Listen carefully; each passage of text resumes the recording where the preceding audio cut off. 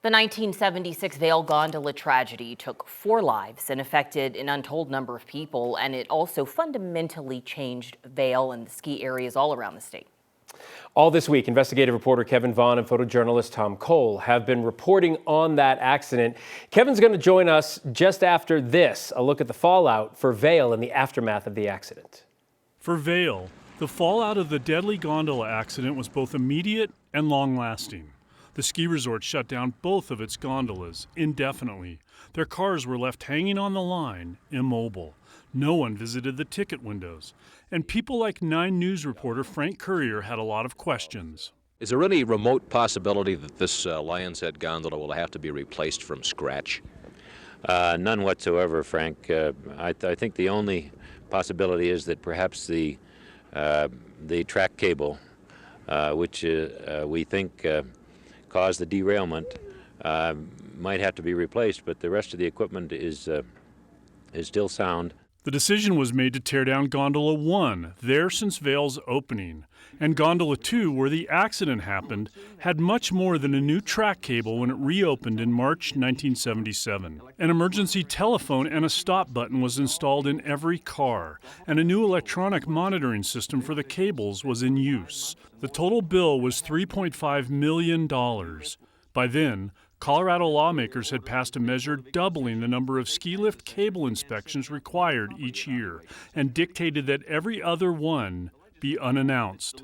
And then, in September 1977, a year and a half after the accident, a shocker. Prosecutors filed criminal charges against Vail Associates and 3 of its officials, charges of felony manslaughter and third-degree assault. The filing of the charges, unfortunately, in our opinion, merely compound the sad and tragic nature of the event. A judge later dismissed that case.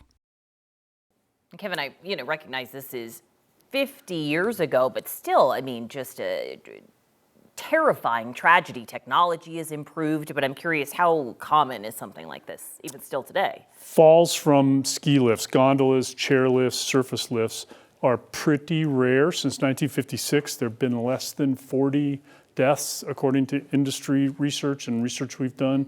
So they're very uncommon, especially when you consider how many million people have ridden these things.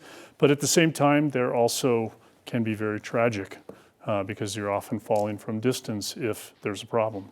And I would imagine with the technology changing, as Alex mentioned, there would be different reasons for different falls, but is there a common thread through any of this? So some of these were mechanical problems, like what happened in Vail, that was a mechanical problem. Some of them are as simple as people not putting down the safety bar on a chair lift, and then if the lift stops, sometimes people have slid off. Some of them, honestly, are people that have suffered medical emergencies while on the lift and fell because of, having a heart attack or some other problem like that. Tell us a little bit about part 3 tonight that runs at 9 and 10. What are we going to hear?